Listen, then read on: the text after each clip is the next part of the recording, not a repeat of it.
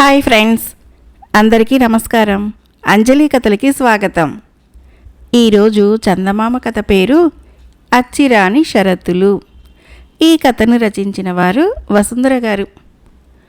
ఒక ఊరి జమీందారికి అకస్మాత్తుగా దానకర్ణుడు అని పేరు తెచ్చుకోవాలని బుద్ధి పుట్టింది. అయితే ఆయన స్వతహాగా లోభి. దానం కోరి వచ్చిన వాణ్ణి ఏదో వంకన అవతలికి పంపడమే ఆయన ఉద్దేశం.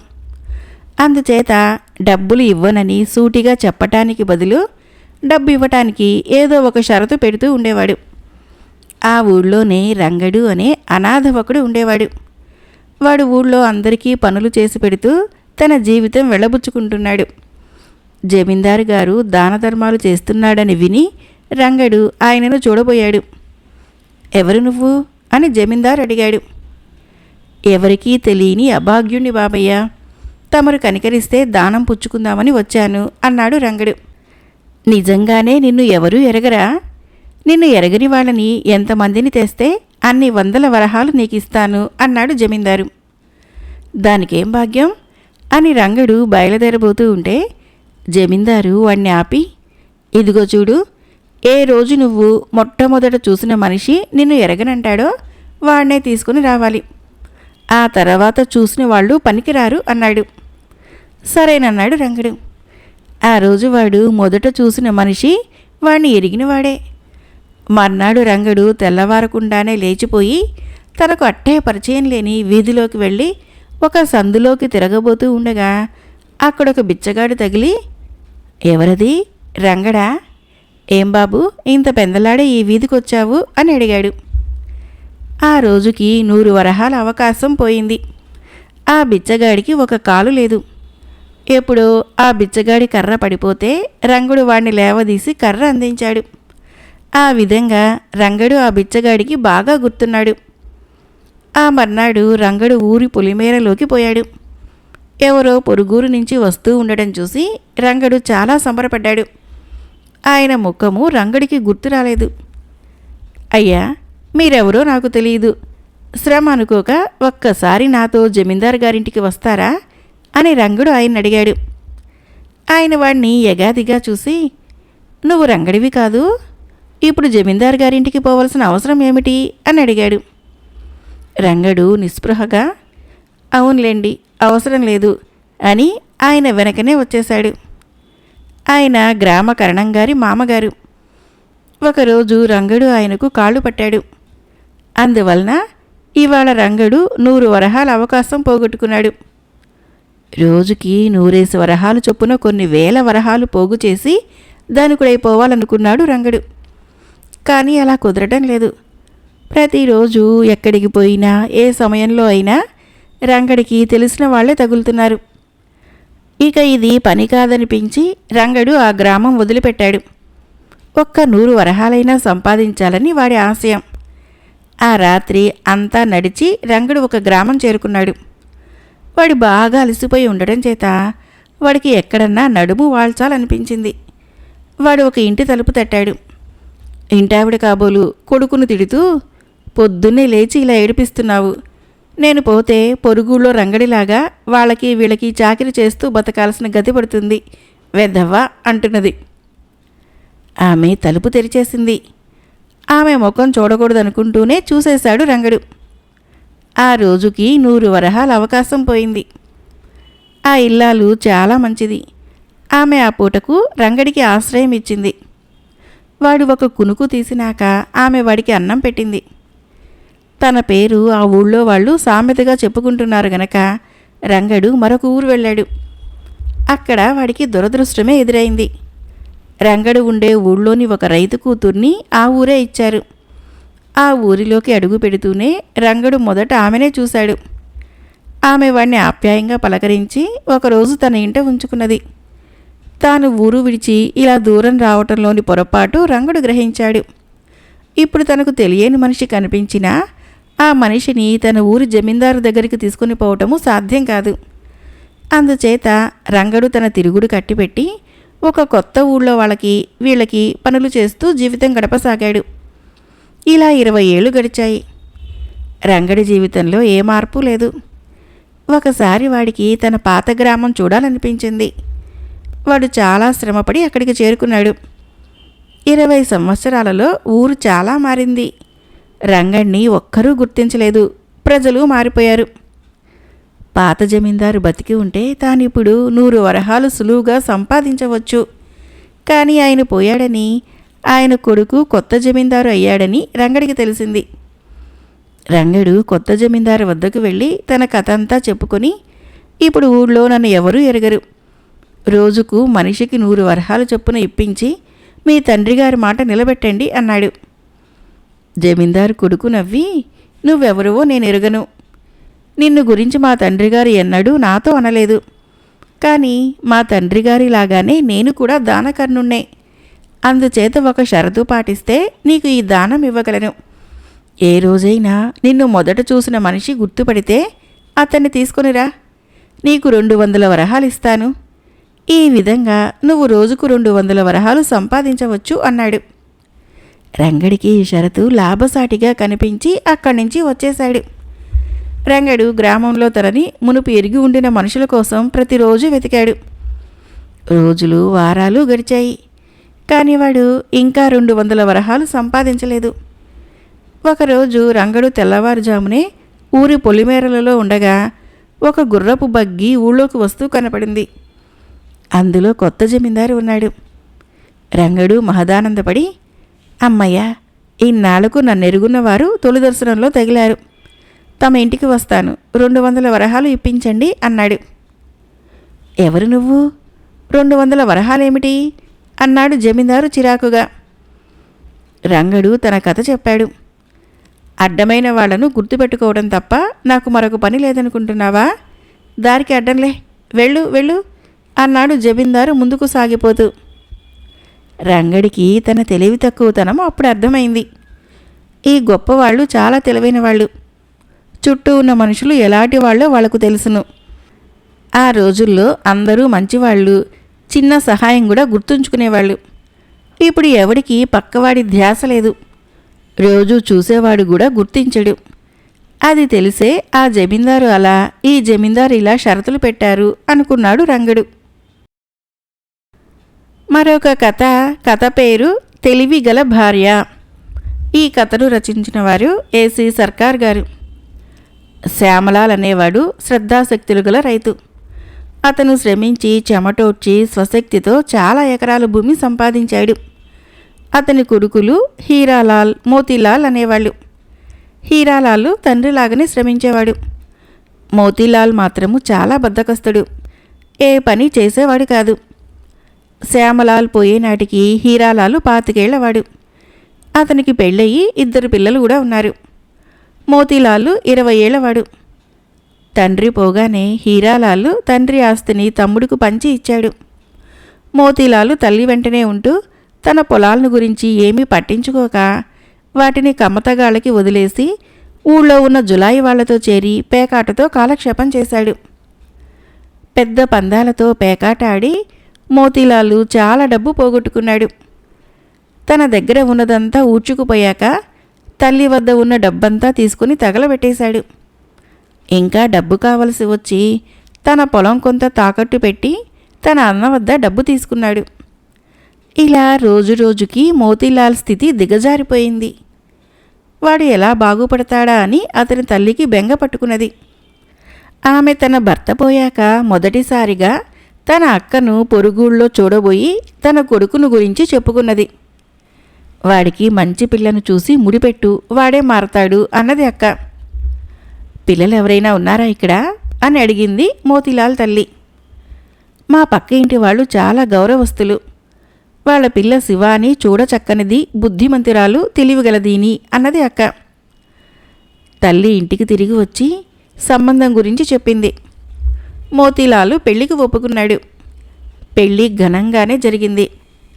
పెళ్ళైన కొద్ది రోజుల పాటు మోతీలాల్ పేకాట జోలికి అంతగా పోలేదు. కానీ రోజులు గడుస్తున్న కొద్దీ పేకాట వ్యసనము హెచ్చిపోయింది. అతని ఇంటి బాధ్యతలు కూడా పట్టించుకోవడం మానేశాడు.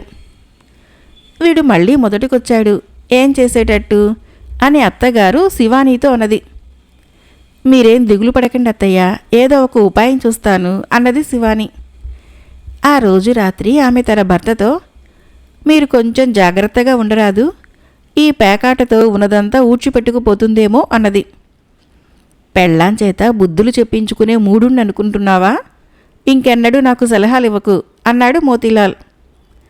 శివాని ఏడ్చి భర్తను నానా శాపనార్థాలు పెట్టింది. మోతీలాలు వాటిని లక్ష్యపెట్టక, ప్రస్తుతము డబ్బు పోతున్న మాట నిజమే, కానీ మనం నెగ్గి పోయిందంతా రాబట్టాలి. అదే జోదంలో ఉండే గమ్మత్తు. ఊరికే నష్టపట్టక పడుకో అన్నాడు. శివాని దగ్గర బంధువు ఒక ఆయన అగ్గిపెట్టెల పరిశ్రమలో పనిచేసేవాడు. ఆయన చాలా తెలివిగలవాడు. ఆయనకు కొన్ని ఇంద్రజాలపు ట్రిక్కులు కూడా తెలుసు.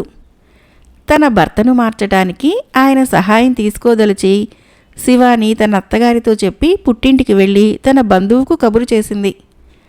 అంతా విని ఆయన ఆమెకు మంచి సలహా ఇచ్చి సహాయపడతానన్నాడు. శివాని తిరిగి వచ్చేసింది. ఒకరోజు మధ్యాహ్నము మోతీలాల్ స్నానానికి పోబోతూ ఉండగా మోతీలాల్ గదిలో మంట లేచి అతని బల్ల మీద కొన్ని కాగితాలు, పుస్తకాలు మండిపోయాయి. నిప్పు నిప్పు అని శివాని కేకలు పెట్టింది. మోతీలాలు పరిగెత్తుకుంటూ వచ్చి మంటలు ఆర్పేశాడు. చిత్రంగా ఉందే, ఆ బల్ల మీద నిప్పు ఎలా వచ్చింది? సమయానికి నువ్వు చూసావు గనక సరిపోయింది, లేకపోతే ఇల్లంతా కాలి బూడిదై ఉండునే అన్నాడు మోతీలాలు. నేను పక్క సరిచేస్తూ ఉండగా పొగ కనిపించింది. వెంటనే భగ్గున మంట లేచింది, కేకలు పెట్టాను అన్నది శివాని. మర్నాడు నిద్రలేస్తూనే శివాని తనకు వచ్చిన కల తన భర్తకు చెప్పింది. వెలిగిపోతున్న రథం మీద ఒక ఋషి వాళ్ళ ఇంటికి వచ్చాడట. ఆయన ఆమెతో, తల్లి జాగ్రత్త, పేక ముక్కలు సర్వనాశనం చేయటానికి మీ ఇంట ప్రవేశించాయి, వాటితో మీకు గల సమస్తము తుడిచిపెట్టుకుపోతుంది అన్నాడట. లేదు స్వామి, వాటితోనే మాకు ఐశ్వర్యము ఆనందము వస్తాయి. ఇప్పుడు నష్టం జరుగుతున్నా నా భర్త కాలక్రమాన పోయిందంతా రెట్టింపుగా వడ్డీతో సహా గెలుస్తారు అని తాను అన్నదట. ఆయన పెద్దగా నవ్వి, అమ్మాయి, కావాలంటే వచ్చే శనివారము నేను చెప్పినట్లు చేసి చూడు. స్నానం చేసి రోజల్లా ఉపవాసం ఉండి పేక ముక్కల మీద ఇంత గంగాజలం చల్లు. ముందు వాటిని ఒక కొత్త గుడ్డలో మూటకట్టు. గంగాజలం ప్రోక్షించిన తర్వాత ఓంకరం ఓంకరం సర్వం అని మంత్రం చదువుతూ పేక ముక్కలని గబగబా కలుపు. వాటి ప్రభావం నీకే తెలుస్తుంది అన్నాడట. ఇదంతా చెప్పి శివాని, నాకిలాంటి కలలలో నమ్మకం లేదు సుమండి, సరదాకి చేసి ఏం జరుగుతుందో చూద్దామా అన్నది. ఏమిటే శివాని అంటూ అత్తగారు అక్కడికి వచ్చింది. శివాని ఆమెకు తన కల గురించి అంతా చెప్పింది. శివాని, నీకు నమ్మకం లేకపోతే పోనీ, నన్ను చేసి చూడనివ్వవే. శనివారం రోజంతా నేను ఉపోషం ఉండి ఏం జరుగుతుందో చూస్తాను అన్నది అత్తగారు. మీకేమన్నా పిచ్చా అత్తయ్య? కలల్ని ఎవరైనా నమ్ముతారా అని శివాని తన అపనమ్మకాన్ని సూచించేటట్టుగా తలాడించింది. నవ్వుతూ భర్తకేసి చూసింది. శనివారం ఉదయము మోతీలాల్ తల్లి తన కొడుకుతో, మోతీ, ఇవాళ పేకాటకు వెళ్ళకు నాయనా, నీ పేక ముక్కలు నాకివ్వు, ఏం జరిగేది చూడాలి. ఇవాళ ఉపోషం ఉంటున్నాను అన్నది. నువ్వు నిజంగా కలలో చెప్పినట్లు చేయబోతున్నావా అమ్మా అని మోతీలాల్ అడిగాడు. అవునాయనా, నిజంగానే చేసి చూస్తాను అన్నది తల్లి. పేక ముక్కలు ఇప్పుడు ఇవ్వను, మధ్యాహ్నం నుంచి తీసుకో. నా పేకాట మాన్పించడానికి ఇదొక వంక అన్నాడు మోతీలాల్. అతను మధ్యాహ్నం ఇంటికి తిరిగి వచ్చి పేక ముక్కలని బల్ల మీద పెట్టి స్నానానికి వెళ్ళాడు. స్నానం చేసి భోజనం చేసి అతను నిద్రపోయాడు. చీకటి పడే వేళకు తల్లి వచ్చి మోతీలాల్ను లేపి ప్రయోగము చేయబోతున్నానన్నది. శివాని వచ్చి, ఏమిటో అంతా అత్తయ్య పిచ్చి అని నవ్వింది. భార్యాభర్తలు మొహాలు చూసుకుని నవ్వుకున్నారు. మోతీలాల్ లేచి బల్ల మీద ఉన్న పేక ముక్కల్ని పోగు చేసి తల్లికి ఇచ్చాడు. ఆమె ఒక బుడ్డిలో గంగాజలం తెచ్చి వాటి మీద చల్లి వాటిని కొత్త గుడ్డలో కట్టి ముక్కలని కుదించింది, బలంగా రుద్దింది, మంత్రాలు చదివింది. పేక ముక్కలలో నుంచి పొగలు మంటలు వెలువడ్డాయి. ఆమె ఆ ముక్కల్ని నేల మీద పడేసింది. అవి మండి బూడిదైపోయాయి. అది చూస్తున్న ముగ్గురి ముఖాల్లోనూ ఆశ్చర్యం తాండవించింది. చూసావా శివాని, నీ కల అక్షరాల నిజమైంది అన్నాడు మోతీలాలు గద్గద కంఠంతో. ఈ మాత్రానికే భయపడతారేటండి? మీ జూదం మీరు మానకండి. ఎప్పటికైనా పోయిందంతా తిరిగి రాకపోదు అన్నది శివాని. కానీ మోతీలాల్ గుండె జారిపోయింది. పెద్ద చప్పుడుతో అతను చతికిల పడిపోయాడు. మర్నాటి నుంచి అతను పేకాట మానేశాడు. అతను పూర్తిగా మారిపోయి శివాని ప్రోత్సాహంతో పని పాటలు ప్రారంభించాడు. అతని వెంట శివాని కూడా పొలానికి వెళుతూ వచ్చింది. అతని అన్న తాను తాకట్టు ఉంచుకున్న పొలాలు అతని పరం చేసేశాడు. మోతీలాలు మంచి వ్యవసాయదారుగా తయారయ్యాడు. ఈ విధంగా శివాని కృషి ఫలించింది. ఇంతకు ఆమె ఏం చేసింది? ఆమె బంధువు ఆమెకు 2 రకాల పదార్థాలు ఇచ్చాడు. ఒకటి అగ్గిపెట్టె పక్కలకు పూసేది, రెండోది అగ్గిపుల్లల తలలలో ఉండేది. శనివారం నాడు మోతీలాల్ నిద్రపోతున్నప్పుడు శివాని పేక ముక్కల నుంచి ఇస్పేటాసు కళావరాసు విడిగా తీసి వాటి చుక్కల మీద ఒక్కొక్క మందు పూసి, మందు ఆరిపోయాక రెండిటిని ఎదురెదురుగా మందులు ఒకదానికొకటి తగిలేలాగా పెట్టి మిగతా ముక్కల మధ్య పెట్టేసింది. శివాని సలహాపైన ఆమె అత్తగారు గంగాజలానికి బదులు ఆల్కహాల్ చల్లింది. దాని వాసన తెలియరాకుండా అగరవత్తులు అవి అంటించారు. పేక ముక్కల్ని గట్టిగా రుద్దేటప్పుడు 2 ఆసుల మధ్య ఉరుపిడికి నిప్పు పుట్టింది. ఆల్కహాల్ మూలంగా అది చూస్తుండగానే జ్వాలగా మారింది. మోతీలాల్కు ఇదేమీ తెలియరాలేదు. మరొక కథ పేరు వ్యర్థమైన వర పరీక్ష. పట్టువదలని విక్రమార్కుడు చెట్టు వద్దకు తిరిగి వెళ్ళి చెట్టుపై నుంచి శవాన్ని దించి భుజాన వేసుకుని ఎప్పటిలాగే మౌనంగా శ్మశానం కేసి నడవసాగాడు. అప్పుడు శవంలోని బేతాళుడు, రాజా, నీది గొప్ప ఆశయమే కావచ్చు, కానీ గొప్ప ఆశయాలు ఒక్కొక్కసారి ఫలించకపోవటమే కాక అనుకోని చిక్కులు కూడా తెచ్చిపెడతాయి. అందుకు నిదర్శనంగా నీకు సువర్ణకుమారి వివాహ వృత్తాంతం చెబుతాను, శ్రమ తెలియకుండా విను అంటూ ఇలా చెప్పసాగాడు. పూర్వము చంద్రగిరిని రవివర్మ అనే రాజు పరిపాలించేవాడు. ఆయన సంతానము ఒకే ఒక కూతురు. ఆమె పేరు సువర్ణకుమారి. రవివర్మ ఆమెను కొడుకులాగానే పెంచి ఆమెకు యుద్ధ విద్యలన్నీ నేర్పించాడు. ఆమె ప్రజ్ఞ ఎలాంటిదో గాని విలువిద్యలోనూ కత్తిసాములోనూ ఆమె అందరినీ మించిపోయింది. చంద్రగిరి రాజ్యంలో ఆమెను ఆ విద్యలలో ఓడించగల వాళ్ళు ఒక్కరు కూడా లేకపోయారు. అంత చిన్న వయసులోనే ఆమె తండ్రి వెంట 2-3 సార్లు యుద్ధాలు చేసి అసాధారణమైన ధైర్య సాహసాలు ప్రదర్శించి తండ్రికి విజయం చేకూర్చింది. యుద్ధరంగంలో ఆమె అమిత భయంకరమైనది, అయినా అందానికి అప్సరస. సువర్ణకుమారికి వివాహమాడే వయసు వచ్చింది. తన కుమార్తెకు సరియైన వీరుడే భర్త కావాలన్న ఉద్దేశంతో రవివర్మ ఆమెను యుద్ధ విద్యలలో గెలిచిన వాడికే ఆమెను నిలిచి పెళ్లి చేస్తానని, ఫలానా రోజున పోటీ జరుగుతుందని చుట్టుపక్కల దేశాలన్నిటా చాటింపులు వేయించాడు. నిజానికి ఆమెను పెళ్లాడటానికి ఎందరో రాజకుమారులు సిద్ధంగానే ఉన్నారు. ఆమెను పెళ్లాడిన వారికి చంద్రగిరి రాజ్యం కూడా వస్తుంది. అయినప్పటికీ పోటీ ఏర్పాటైన రోజుకి ఒక్క రాజకుమారుడు కూడా రాలేదు. ఈ కొత్త రకం స్వయంవరం చూడటానికి అనేక దేశాల ప్రజలు మాత్రము తండోపతండాలుగా వచ్చారు. రాజకుమార్తె పోటీకి సిద్ధమై నిలబడింది. కానీ అంతమంది జనంలో నుంచి ఒక్కడు కూడా ముందుకు రాలేదు. అది చూసి అందరూ ఆశ్చర్యపడ్డారు. అంతలో ఒక ఆటవికుడు ముందుకు వచ్చి రవివర్మతో, మహారాజా, నేను యువరాణి గారితో పోటీ చేస్తాను, ఏ విద్యలలో పోటీ చేయమన్నారు అని అడిగాడు. అతడు నిజంగా ఆటవికుడు కాడు. ఆటవికుడి వేషంలో వచ్చిన రాజకుమారుడు సుధీరుడు. అతను ప్రసన్న దేశపు యువరాజు. సువర్ణకుమారి అతనితో, నేను ప్రదర్శించే విలువిద్య నువ్వు కూడా ప్రదర్శించు అంటూ విల్లు తీసుకొని ఒకదాని వెనక ఒకటిగా 2 బాణాలని ఆకాశంలోకి వదిలింది. కొద్దిసేపట్లో అవి ఒకదానికొకటి గుచ్చుకొని జంటగా క్రింద పడ్డాయి. జనము అమితంగా హర్షించారు. ఆమె తన విల్లుని బాణాలని సుధీరుడికి అందించింది. అతను ఒకదానికి వెనకగా ఒకటి చొప్పున 3 బాణాలు ఆకాశంలోకి వదిలాడు. అవి 3 ఒకదానికొకటి గుచ్చుకొని ఒక నిడుపైన బాణంలాగా క్రింద పడ్డాయి. చూసేవాళ్ల హర్షధ్వానాలు మిన్నుముట్టాయి. తర్వాత పోటీ కత్తి యుద్ధం. సువర్ణకుమారి 2 చేతుల 2 కత్తులు పట్టుకున్నది. సుధీరుడికి కూడా 2 కత్తులు ఇచ్చారు.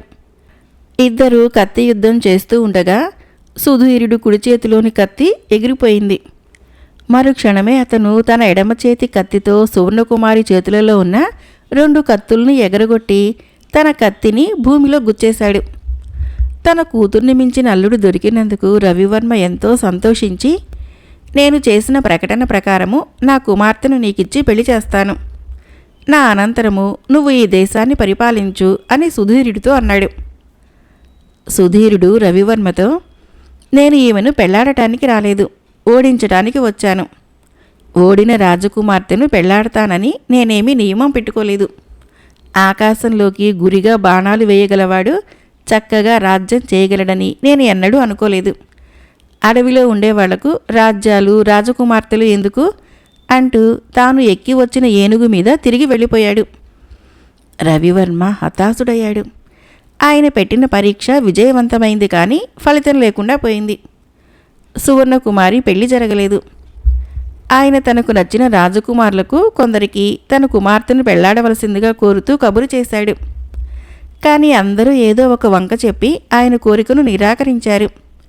రవివర్మ కుంగిపోయాడు. కొంతకాలానికి ప్రసన్న దేశం నుంచి సుధీరుడే తాను సువర్ణకుమారిని పెళ్లాడగోరుతున్నట్లు రవివర్మకు కబురు చేశాడు. రవివర్మకు పెద్ద విచారం తొలగిపోయింది. ఆయన సుధీరుడికి తన కూతుర్నిచ్చి వైభవంగా పెళ్లి చేశాడు. బేతాళుడు ఈ కథను చెప్పి, రాజా, నాకు అనేక సందేహాలు ఉన్నాయి. సుధీరుడు తన అసలు వేషంలో రాక ఆటవికుడి వేషంలో రాజకుమార్తెతో పోటీ చేయటానికి రావటానికి కారణం ఏమిటి? ఒక ఆడదాని చేతిలో ఓడిపోతానని భయమా? లేక రాజకుమార్తె తనను గెలిచిన ఎలాంటి వాడినైనా పెళ్లాడుతుందో లేదో చూడటానికనా? అతను తప్ప మిగిలిన ఏ రాజకుమారుడు రాకపోవటానికి కారణం ఏమిటి? పోటీలో జయించిన తర్వాత కూడా సుధీరుడు రాజకుమార్తెను పెళ్లాడ నిరాకరించటం దేనికి? ఆమె అందచందాలు నచ్చకనా? అలాంటివాడు ఆమెను పెళ్లాడతానని తనకు తానై రవివర్మకు ఎందుకు కబురు చేశాడు?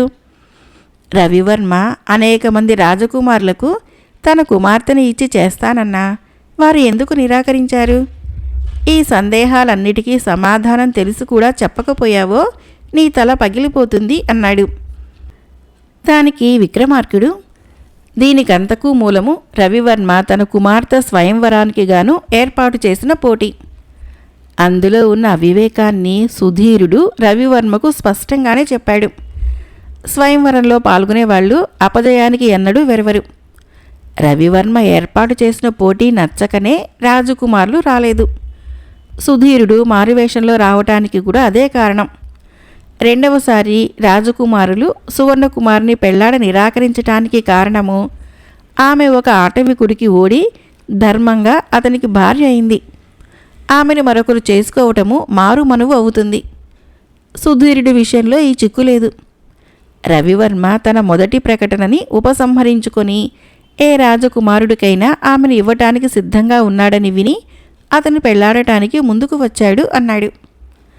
రాజుకు ఈ విధంగా మౌనభంగం కలగగానే బేతాళుడు శవంతో సహా మాయమై తిరిగి చెట్టెక్కాడు. మరొక కథ పేరు అందరూ అందరే. ఈ కథను రచించిన వారు వీరేపల్లి జయరామరెడ్డి గారు. ఒకనాటి రాత్రి ఒక గజదొంగ ఒక పేరు మోసిన కంసాలి ఇంటి నుంచి విలువైన నగలు కాజేసి ప్రహరీ గోడ దూకి వస్తూ గస్తీ తిరుగుతున్న ఆనందుడు అనే రక్షక భటుడి కంటపడ్డాడు. ఆనందుడు దొంగను వెంటబడి తరిమాడు. దొంగ కాలి సత్తువ కొద్దీ పరిగెత్తి ఒక పూరి ఇంట దూరాడు. ఆ పూరిల్లు అఘోరకుడు అనే మంత్రవేత్తది. ఆ మంత్రవేత్తకు అద్భుత శక్తులున్నాయి అని ప్రతీతి. అతనంటే అందరూ భయపడేవాళ్ళు. ఆనందుడు పరిగెత్తుకుంటూ వచ్చి అటూ ఇటూ చూసి దొంగ ఆ ఇంటనే చొరబడి ఉంటాడని రూఢి చేసుకొని తలుపు నెట్టుకొని లోపలికి వచ్చేసరికి మంత్రవేత్తకు చిక్కి పెరుగులాడుతూ ఉన్న దొంగ కనిపించాడు. ఆనందుడు మంత్రవేత్త సహాయంతో దొంగను ఒక గుంజకు కట్టి దొంగ చేతిలో ఉన్న మూట విప్పి చూసి ఆశ్చర్యపోయాడు. ఆ మూటలో దొంగతనానికి కావలసిన సరంజామా తప్ప దొంగ సొత్తు ఏమీ లేదు. కానీ దొంగ గోడ దూకి యువతలికి రావటము ఆనందుడు కళ్ళారా చూశాడు. దొంగ కాజేసిన సొత్తు ఏమైనట్లు? కాజేసిన సొత్తు ఏం చేశావో చెబుతావా, చావగొట్టమంటావా అని ఆనందుడు దొంగనడిగాడు. దొంగ వణికిపోతూ, నా మాట నమ్మండి, గోడ దూకి లోపలికి పోబోతూ అటుగా వస్తున్న మిమ్మల్ని చూసి యువతలికి పరిగెత్తేశాను, దొంగతనం చేయలేదు అన్నాడు. వాడు చెప్పేది అబద్ధమని తెలిసి ఆనందుడు వాణ్ణి కొట్టబోయాడు. అప్పుడు మంత్రవేత్త అడ్డుపడి, ఎందుకొచ్చిన శ్రమ? వాడు నిర్దోషి అయితే వాణ్ణి కొట్టిన పాపం నీకు చుట్టుకుంటుంది. వీడు దొంగతనం చేశాడో లేదో నేను మంత్రశక్తితో రుజువు చేస్తాను అంటూ ఒక పెట్టె తెరిచి అందులో నుంచి ఒక పుర్రె, కొన్ని ఎముకలు తెచ్చాడు. తర్వాత అతను ఒక ముగ్గు వేసి అందులో పుర్రెను ఉంచి దొంగను ఒక మూల కూర్చోబెట్టాడు. వీడు దొంగతనం చేసి ఉంటే పుర్రె కదలదు, దొంగతనం చేయని పక్షంలో పుర్రె వాడి వద్దకు వెళ్ళి తిరిగి యథాస్థానానికి వచ్చేస్తుంది అంటూ మంత్రవేత్త ఎముకను పుర్రె చుట్టూ తిప్పుతూ ఏవేవో మంత్రాలు చదివాడు. పుర్రె చిత్రంగా దొర్లుతూ దొంగకేసి వెళ్ళి తిరిగి ముగ్గు మధ్యకు చేరుకున్నది. చూసావా, వీడు దొంగతనం చేయలేదు, అనవసరంగా కొట్టబోయావు, వదిలేస్తే వాడి మానాన వాడు పోతాడు అన్నాడు మంత్రవేత్త. ఆనందుడు అప్పటికీ నమ్మలేక, వీడి సంగతి నేను చూసుకుంటానులేండి అంటూ దొంగని తన వెంట తీసుకుని పోయాడు. మర్నాడు ఆనందుడు దొంగతో సహా రాజసభకు వెళ్ళి క్రితం రాత్రి దొంగ ఫలానా కంసాలి ఇంట దొంగతనం చేసినట్లుగా ఫిర్యాదు చేశాడు. రాజు కంసాల్ని పిలిపించి, నిన్న రాత్రి మీ ఇంట దొంగతనం ఏమైనా జరిగిందా అని అడిగాడు. దొంగతనమా? లేదు ప్రభు, నా ఇంట ఏ వస్తువు పోలేదు అన్నాడు కంసాలి ఆశ్చర్యపడుతూ. ఆనందుడికి ఆశ్చర్యం వేసింది. ఒకవేళ దొంగ ఏ దొంగతనము చెయ్యకముందే తనకు దొరికాడేమోనని వాడనుకున్నాడు. ఇంతలో సభలోకి 2 భటులు అఘోరకుణ్ణి పెడరెక్కలు విరిచి కట్టి తెచ్చారు. వాళ్ళు తాము తెచ్చిన ఒక మూటని రాజు ముందు ఉంచి, ప్రభు, ఈ దుర్మార్గుడు కొన్ని క్షుద్ర శక్తులతో ప్రజల్ని మోసగించి భయపెట్టి డబ్బు సంపాదిస్తూ వస్తున్నాడు. వీడి మీద మొదటి నుంచి కన్ను వేసి ఉంచాం. ఇప్పుడు వీడు ఈ ఖరీదైన నగల్ని అమ్మబోతూ ఉంటే పట్టుకుని వచ్చాము అన్నారు. రాజు మూట విప్పి నగల్ను చూసి, ఇవి మన యువరాణి ఆభరణాలు, నెల క్రితము ఎవరో వీటిని దొంగిలించారు, ఇవి నీకు ఎలా వచ్చాయి చెప్పు అని మంత్రవేత్తను గద్దించాడు. ఆ నగల్ని చూసి ఆనందుడు గతుక్కుమన్నాడు. అఘోరకుడు వణికిపోతూ తాను దొంగతో లాలూచీపడి ఆ నగల మూటని తాను దాచినట్లు చెప్పాడు. దొంగ తాను వాటిని కంసాలి ఇంట దొంగిలించినట్లు ఒప్పుకున్నాడు.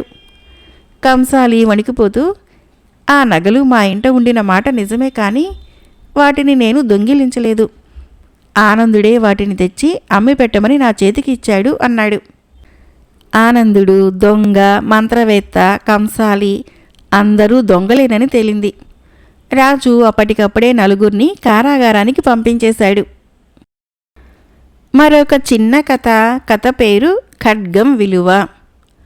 ఒక గొప్ప శిల్పి ఒక ఖడ్గాన్ని ఎంతో శిల్ప సౌందర్యం ఉట్టిపడేలా జిలుగు పనితో తయారు చేసి రాజుగారి పుట్టినరోజున తీసుకుని పోయి బహుమానంగా ఇచ్చాడు.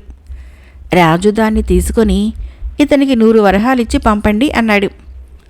ఇంత అపూర్వ కళాఖండానికి అంత స్వల్పమైన బహుమానమా అన్నాడు శిల్పి విస్మయంతో. చూడటానికి అందంగా ఉంటే సరా, ఇది ప్రదర్శన వస్తుశాలలో పెట్టడానికి తప్ప ఇంకెందుకు పనికి వస్తుంది అన్నాడు రాజు. కళ విలువ తెలియని రాజు ఉంటే ఎంత, చస్తే ఎంత అంటూ తన బొడ్డు నుంచి చప్పున బాకు తీసి రాజును పొడవబోయాడు శిల్పి. రాజు వెంటనే ఖడ్గంతో శిల్పిని ఎదుర్కొని అతని చేతిలోని బాకు క్రింద పడగొట్టాడు.